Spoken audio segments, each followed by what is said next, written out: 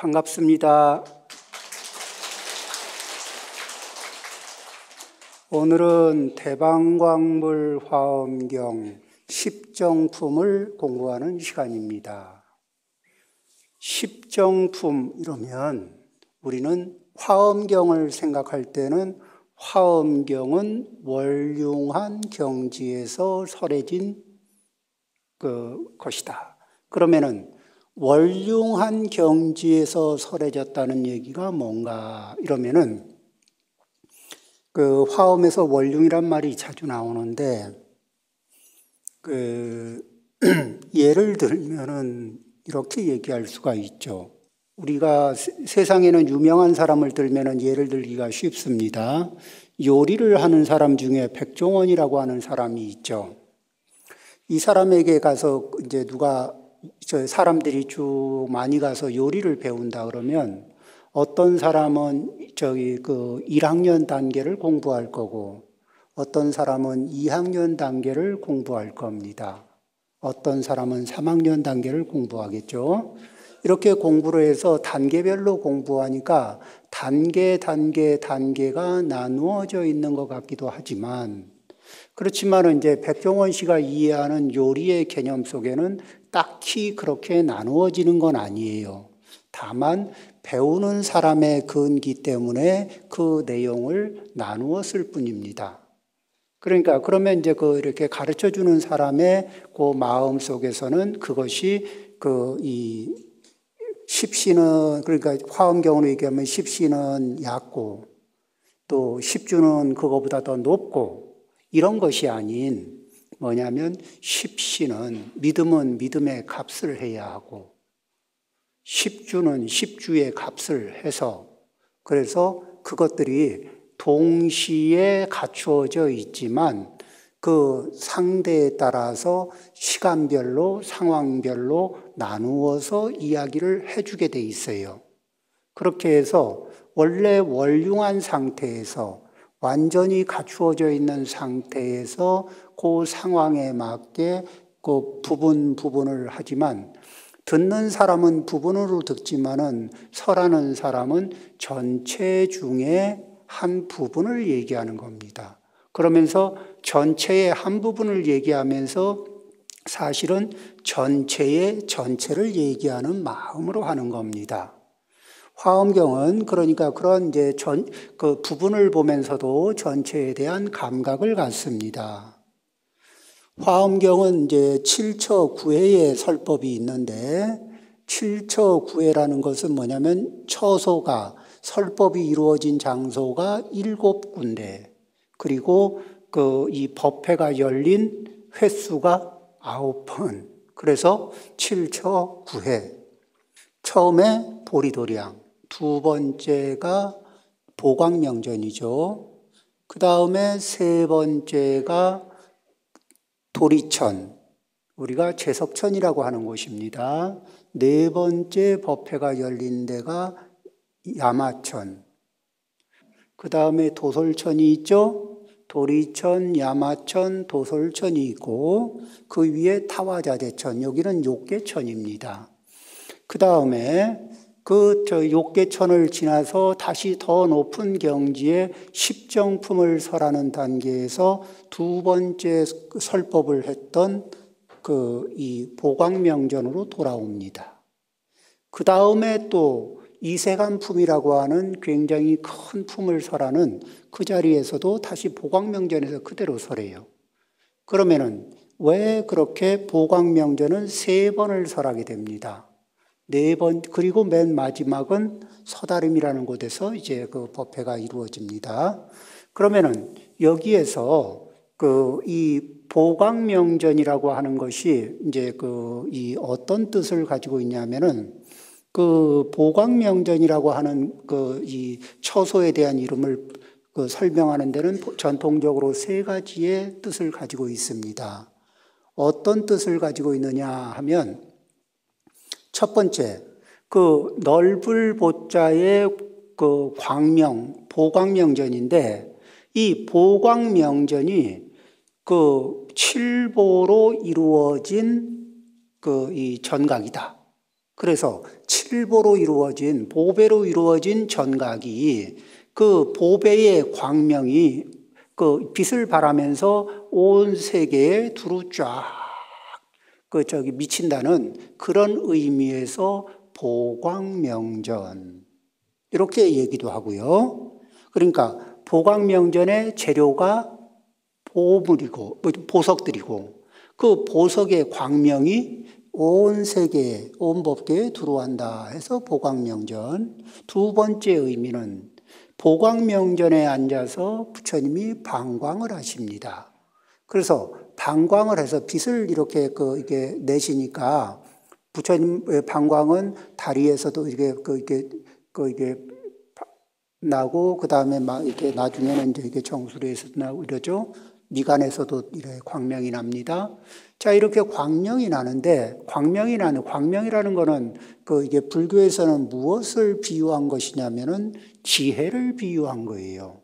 지혜 광명이 두루두루 온 법계에 꽉 차서 넓게 꽉 채운다는 의미에서 보광명전.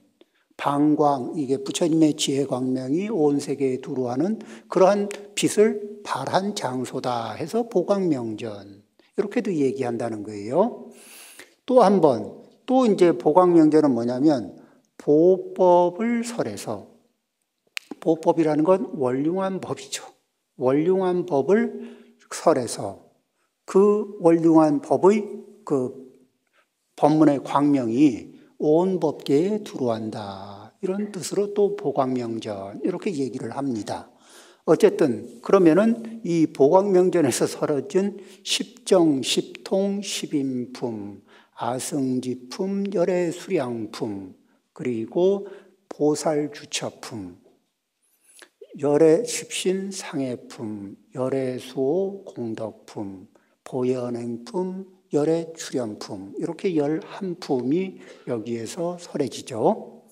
자, 이제 이렇게 여기에서 이렇게 설해지는데 이 이전이 무슨 품이냐 그러면은 십지품입니다.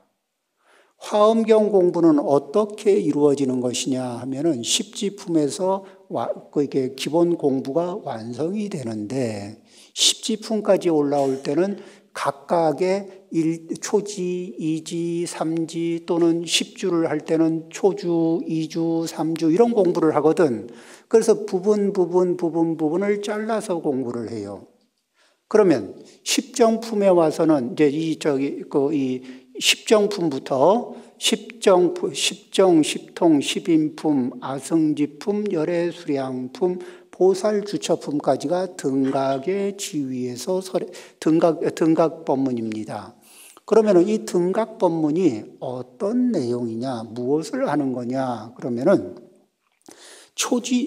십신에서부터 시작해서 십신의 전통적으로 십신의 초신이 어떤 위치이냐 하면은 이 옛날 이렇게 경에 정통했던 분들이 하시는 말씀이 초신은 수다원가의 수행 수준과 같다.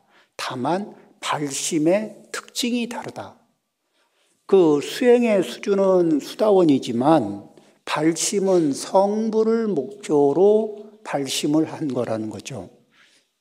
이 수다원은 아라한이 되기 위해서 수행을 합니다.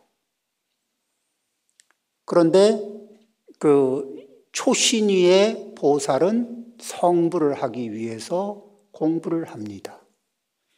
우리가 비구 250개는 무엇을 위해서 제정된 것이냐? 더 이상 이 3개의 고락, 3계에서 주어지는 고락의 영향을 받지 않고 그것들에게 흔들리지 않으면서 3계를 벗어날 수 있는, 즉 아라한 과위를 얻고 3계를 벗어날 수 있는 기반이 되는 그러한 그것을 목표로 해서 계법이 제정이 됐죠. 그럼 법망경은 어떻게 제정이 됐느냐? 법망경은 성불을 목표로 설해진 계법입니다. 이렇게 해서 계법이 설해진 그 목적 자체가 다르듯이 이렇게 십시인에서 초시인의 수행계위가 수다원가와 비슷하지만 수행의 정도가 수다원가에서 무엇을 시작하냐면 무아를 이해합니다. 무아를 이해하고 시작합니다. 그래서 수다원도 그대가 금강경에서도 그런 이야기를 합니다. 그대가 수다원이 자기가 수다원 거를 얻었다고 생각하느냐? 그러면 수벌이가 아니옵니다. 그렇죠? 이렇게 무아를 증득했기 때문에 무아에 대한 이해가 깊기 때문에 그와 같은 수다원이 그와 같은 그 바탕 위에서 무아를 이해하고 무아를 체득해가는 과정 속에서 수행이 이루어지고 있다는 거죠. 자, 그런데 그 위에서 그럼에도 불구하고 번뇌도 많고 번뇌의 습기도 많고 분별도 많고 분별의 습기도 많고 무명은 두텁고 무명의 습기도 만만치 않고 이것이 이제 중생의 살림살이입니다. 열애 출연품에서 하시는 말씀이 기이하고 기이하도다. 일체 중생이 모두 열애의 지혜 덕상을 갖추고 있건만 망상 집착으로 말미암아 그 역량을 쓰지 못하는구나. 이런 이야기가 있죠. 그러면은 그것이 무엇이냐? 우리가 사람으로 얘기하자면은 팔다리가 다 멀쩡하게 다 있는 사람인데 누구는 이렇게 활동을 자유자재로 편안하게 하고 어떤 사람은 팔다리를 몸을 편안하게 잘 쓰지를 못합니다. 그런 거는 뭐예요? 몸 안에 어느 부분에 기능을 장애하는 요소들이 구석구석 있다는 얘기죠. 그 몸의 기능을 방해하는 요소가 있듯이 우리가 본래 갖추고 있는 불성이 정상적으로 작동하는데 방해를 주는 것들이 있습니다. 그것이 번뇌이고 그것이 분별이고 그것이 무명인데 그러면은 불성이 그것들을 극복할 능력이 없습니까? 있지요.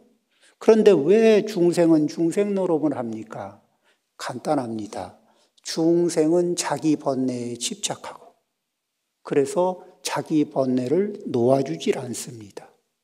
중생은 자기 분별을 집착합니다. 그래서 자기 분별을 놓아주지를 않아요. 중생은 자기 무명에 집착합니다.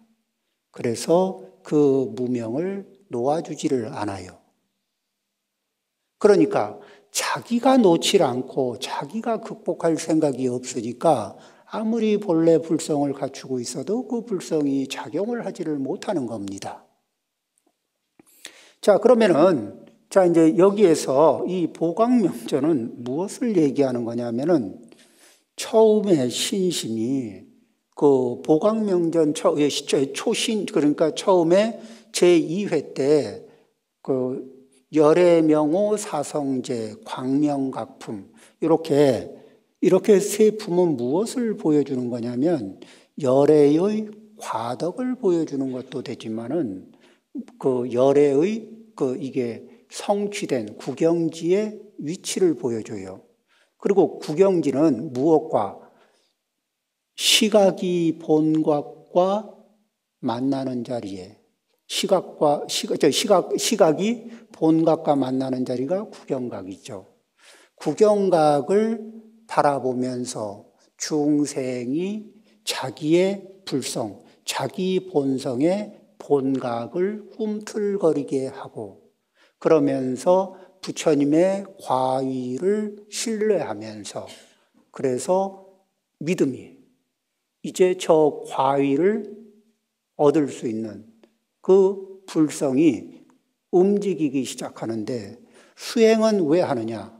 우리가 본래 그러한 자질을 갖추고 있는데 수행이라는 과정을 통해서 우리 그 아픈 사람이 몸에 질병이 있어서 사지를 원만하게 쓰지 못할 때 운동을 하고 약물을 쓰고 또 여러 가지 처방을 통해서 그 몸에 장애가 되는 요소들을 제거함으로써 몸이 정상적인 작동을 할 수 있게 되는 것처럼 수행이라고 하는 것은 무엇을 보태는 것이 아니라 본래 장애되는 것들을 제거함으로써 그래서 정상적으로 본래 갖추고 있는 본각이 그것이 이 노력을 해서 깨달음을 얻으려고 노력하는 시각과 그 수준을 맞추면서 성장을 해갑니다.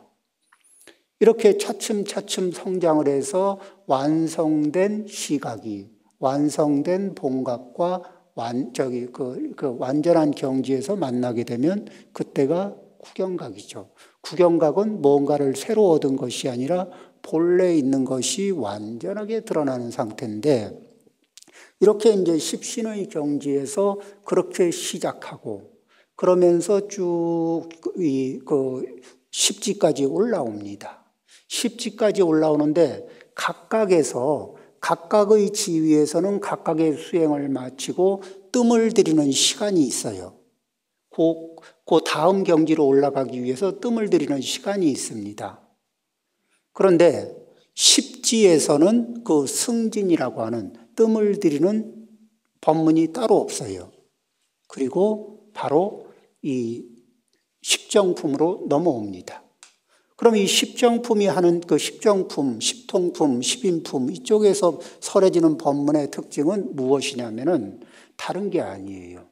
십신에서부터 십지까지 익혔던 법문을 한 테이블에 올려놓고 그것을 융합할 수 있는 융합하는 그 과정으로 들어가는데 그걸 융합해내는 그 내용, 바탕이 무엇이냐? 10가지 선정입니다. 십정이 처음입니다. 이 삼매력으로 전체를 다 올려서 다시 십신에서부터 이 십지까지를 전체를 통으로 뜸을 들이면서 전체를 통으로 이렇게 버물리는 거예요. 그걸 버무릴 수 있는 그런 이 품이 이제 등각의 위치가 되죠. 그렇게 되면은 이 등각의 위치에서 그것을 완전하게 융합을 해내게 될 때 그것이 마치 어떤 현상이 발생되냐면 큰 그물이 있으면 그물 하나를 잡아당기면 그물 전체가 영향을 받듯이 어느 법문도 어느 법문 하나하나 작은 거 큰 거 안 가리고 그 법문에 하나하나가 전체 법문에 영향을 미치는 그러한 이제 안목이 열리게 되는 거예요. 오늘 이게 오전 시간은 보광명전 두 번째 보광명전에서 법회가 이루어지는 이유도 얘기를 하고 또 십정품이 갖는 그 특별한 의미에 대해서 개요를 얘기하고 오후에는 그 십정품의 그 내용을 살펴보도록 하겠습니다.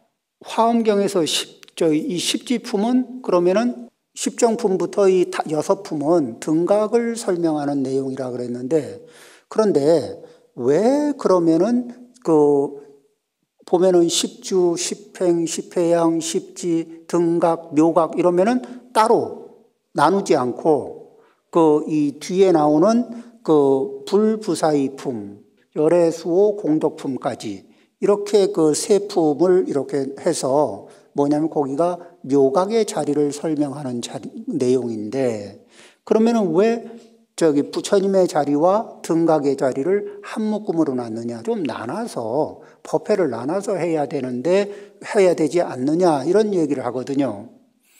그런데 이제 이 법회를 묶어서 얘기한 게 등각의 자리부터는 원륜관을 쓸 수 있는 힘이 나오는 거예요. 그것이 어떤 상태냐면은 예를 들면은 빨간색과 노란색의 중간을 우리가 주황색이라고 합니다. 맞습니까?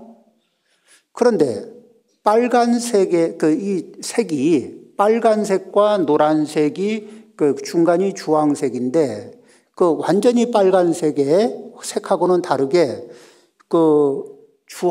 빨간색 1000개, 주황색, 노란색 1개를 섞었습니다.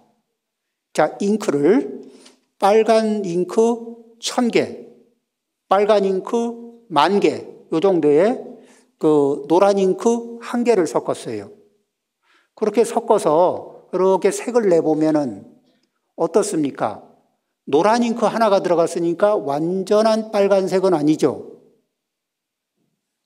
완전한 빨간색은 아니지만 그렇다고 빨간색하고 다르다고 얘기하기에도 큰 차이가 없죠. 빨간색 잉크 10,000개에 노란색 잉크 1개를 해서 섞었어요. 뭐라 그래요? 그러면은 이거는 아주 정확하게 빨간색이라고 얘기 안 하고 빨간색하고 같은 색이다. 이렇게 얘기할 수 있습니까? 빨간색하고 같은 색이라고 얘기할 수 있죠. 그러면은 등각이라는 얘기는 뭐예요? 부처님하고 같다. 이렇게 부처님이라는 얘기예요? 아니면 부처님하고 같다는 얘기예요? 부처님하고 같다. 그러니까 아직 부처님 경지까지는 아닌데 뭐 부처님하고 다른 점을 찾으려면 찾기가 너무 어려울 만큼 그렇게 거의 같아요. 그러니까 그리고 부처님이 내실 수 있는 그런 여러 가지 교화력이나 신통력이나 이런 부분들이 거의 구별하기 어려울 정도로 비슷하게 작동이 돼요. 그런 것을 쓰실 수가 있어. 그러니까 그렇다면은 이거를 이렇게 될 때 우리가 묶음을 얘기하자면은 어떤 것을 이야기할 때 이게 색이 아주 다르면은 다른 바구니에 담을 수 있지만 등각과 묘각, 부처님의 경지와 등각의 경지는 경지로 치면은 거의 맞붙어 있죠. 그러다 보니까 그 맞붙어 있는 그 두 경지를 한 법회 안에서 이렇게 설하게 되는 것은 너무 당연한 이야기다. 이렇게 얘기할 수 있죠. 그 다음에 십지품은 따로 뜸을 들이는 것이 없는데 각각의 지위에서는 각각의 다음 단계로 올라가기 위해서 뜸을 들이는 승진이라는 그런 이렇게 법문이 있는데 십지품의 마지막 제10지가 법문이 끝나고 나서는 제10지만을 뜸을 들이는 게 아니고 불법 전체를 통으로 뜸을 들이는 문제이기 때문에 성격이 달라집니다. 그래서 십지에 뜸 들이는 자리를 독립시켜서 뭐라고 얘기하느냐? 그 자리를 등각이라고 얘기하는 겁니다. 그런데 이제 등각이라고 하는 얘기를 하니까 화엄경에 그러면 화엄경을 읽다 보면 등각이란 말이 나오겠네요. 안 나옵니다. 부처님 경전에는 십신, 십주, 십행, 십회양, 십지, 등각, 묘각 내지는 십지, 그 다음에 묘각 이런 식으로 부처님의 계율을 설명하는 경전이 몇 개 없습니다. 몇 가지 안 돼요. 그 중에 화엄경이 있죠. 그 다음에 무엇이 있느냐? 인왕경이 있고 보살영락경이 있습니다. 해신밀경이 있고 그 다음에 논서로 얘기하면은 유가사지론이 있어요. 그럼 이제 여기에서 하시는 말씀들이 어떻게 되느냐? 인왕경에서는 십지 다음에 그냥 묘각입니다. 그러면은 십지 다음에 십지에 뜸들이는 내용, 법문은 어디에 붙었느냐? 십지품 안에 붙어 있어요. 그렇게 설해진 경전이 있고, 그 다음에 이제 인왕경에서는, 보살영락경에서는 정확하게 등각이란 이름도 나오고, 등각의 위치, 이런 것들을 다양한 각도에서 설하는 법문이 있습니다. 유가사지론에서는 해신밀경이라는 이 유식의 아주 중요한 의지처가 되는 경전인데 이 경전을 인용을 했어요. 그런데 거기에는 십지 다음에 묘각 이렇게 해서 따로 등각에 대한 이야기가 없습니다. 그런데 그것을 바탕으로 해서 다시 유식을 설명하는 유가사지론에서 뭐라고 얘기를 하냐면은, 유가사지론에서는 이 해심밀경도 인용을 했지만, 그렇지만 그러면서 다시 보충 설명으로 하면서 거기에 등각의 자리를 설명을 합니다. 그러면 화엄경에서는 등각이라고 하는 이름도 없으니까 등각에 대해서 설명 안 한 거 아닙니까? 그렇지가 않고 등각의 위치와 해당하는 법문은 십정, 십통, 십인품, 아승지품, 열애수량품, 보살주처품 이렇게 해서 6품으로 설명을 하고 있어요. 그러니까 그 의미는 있다는 겁니다. 그 의미는 있는데 그러면 내용은 명칭은 있느냐 없느냐? 명칭은 없어요. 그러면 이 화엄경이 가질 수 있는 뜻은 뭐냐? 이 다른 경전에서 명칭을 얘기하는 것도 있고 명칭을 얘기 안 하는 것도 있고 그 존재를 인정하기도 하고 안 하기도 하는데 그 모든 것들을 아우르면서 내용이 있는 것을 6품을 통해서 충분히 보여주시고 그리고 그것을 또 이름을 따로 말하지 않아서 그 다른 이 등각의 위치를 말하지 않은 다른 경전과 상충하지도 않고 이런 특징이 있다는 부분을 얘기합니다. 등각에 대해서 이야기를 뭐라고 얘기를 하냐면은 이제 비유를 한 게 있어요. 첫 번째 비유가 이렇습니다. 눈이 멀쩡한 사람이 그 사물을 바라보는 거예요. 그런데 그 앞에 성금성금 짠 얇은 실로 성금성금하게 짠 천이 있어요. 그 천이 내려져 있는 거야. 그러면 그 천을 통해서 이 사물을 바라보면은 다 보이긴 보이죠. 성금성금하게 짠 가는 실로 성금성금하게 짠 그 발을 내려놓으면 그걸 넘어서 다 보여요. 그렇지만 그것과 그 성금성금하게 짜지 않고 그런 거 없이 그냥 맨눈으로 사물을 바라보는 거하고 차이점에서 명료한 정도가 어떻겠어요? 보는 거는 똑같습니다. 무엇이 있는지도 알고 이해가 되는 것도 똑같고 다 똑같은데 선명도가 뭔가 조금 다르죠. 그런 부분이 이제 이런 비유가 하나 있고 그 다음에 이제 뭐라고 얘기하냐면 화공이 그림을 그리고 색을 칠하고 다 하는데 뭐냐면은 가장 중요한 색 하나를 덜 칠한 것과 가장 중요한 색을 모두 칠한 것처럼 그 마지막 완성도에서 약간의 차이가 나는 그런 비유로서 이야기한 것도 있습니다. 또 어떤 경우에는 이렇게도 얘기해요. 날이 살짝 흐린 날 사물을 바라보는 것은 등각의 상태고 날이 아주 밝은 날 사물을 바라볼 때 명료한 느낌이 묘각의 위치다. 등각과 묘각을 비유하자면 그렇게 비유가 되는 겁니다. 그 다음에 등각과 묘각을 비유할 때 보는 게 다르고 이해가 되는 게 다른 건 아니지만 조금 멀리서 바라보면 선명도가 살짝 떨어지죠. 조금 멀리서 바라보는 느낌이 등각의 입장이라면은 가까이서 바라보는 것이 묘각의 감각이다. 이렇게 이제 얘기할 수가 있습니다. 이런 비유들이 있어요.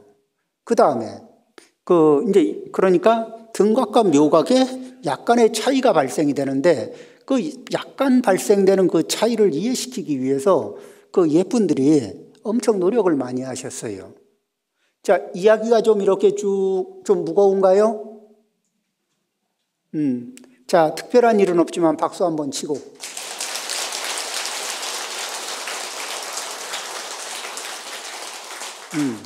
하나의 비유만 더 들어본다면은 어떤 이야기냐면은 이제 눈에 크게 문제는 없지만 눈이 조금 침침한 사람, 왜 눈이 약간 이렇게 피곤한 상태에서 그 사물을 바라볼 때 하고 눈이 이렇게 건강한 상태에서 이렇게 사물을 바라볼 때 같은 사물을 바라보고 이해가 동일하겠지만은 그래도 그 뭔가 모르게 약간의 차이가 발생이 될 수 있겠죠.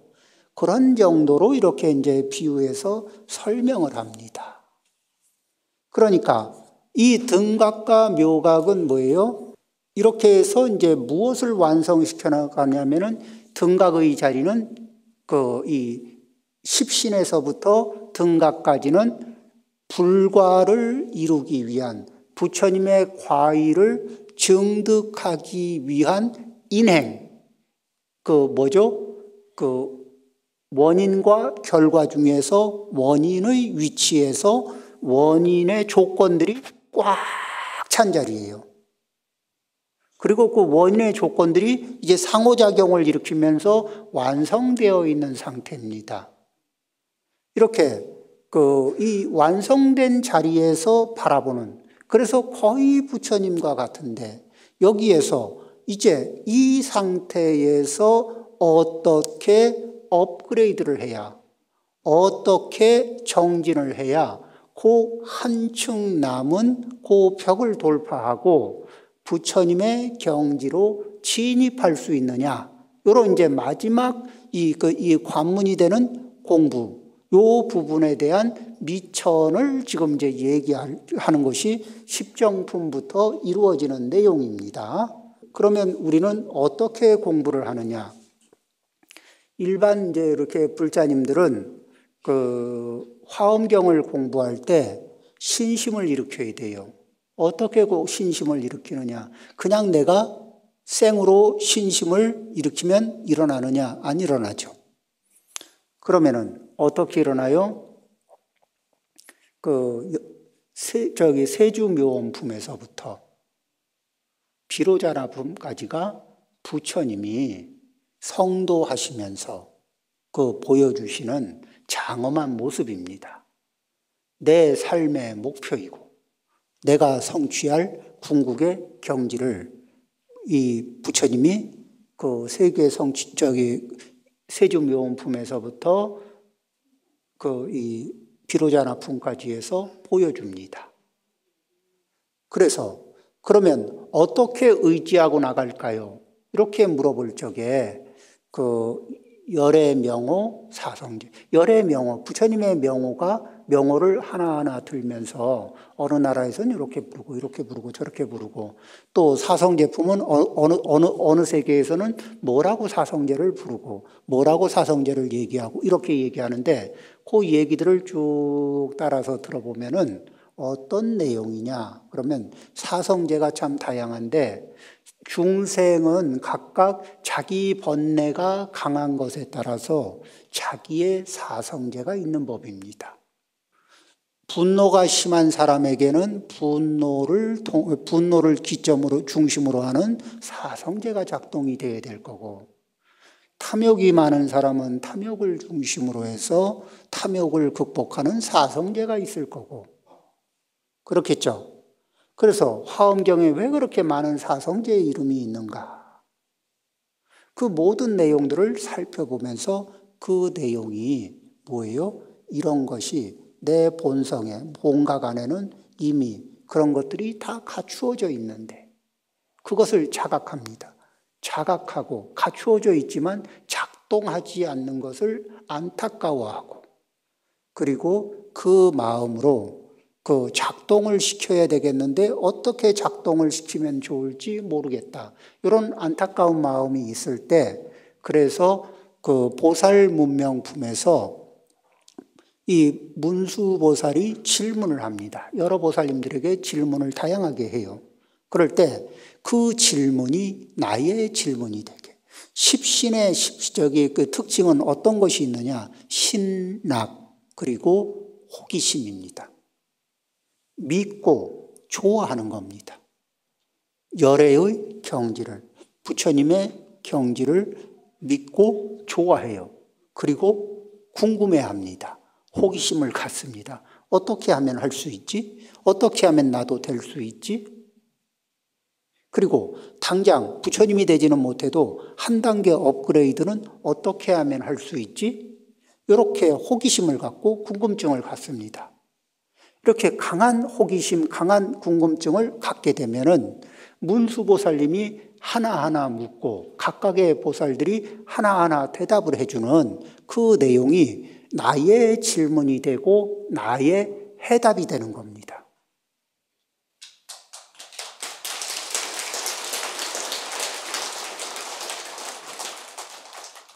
그렇게 나의 질문이 되고 나의 해답이 되면서 그러면은 거기에서 나온 여러 가지 질문에 대한 대답들이 다시 십주품에서 이루어지고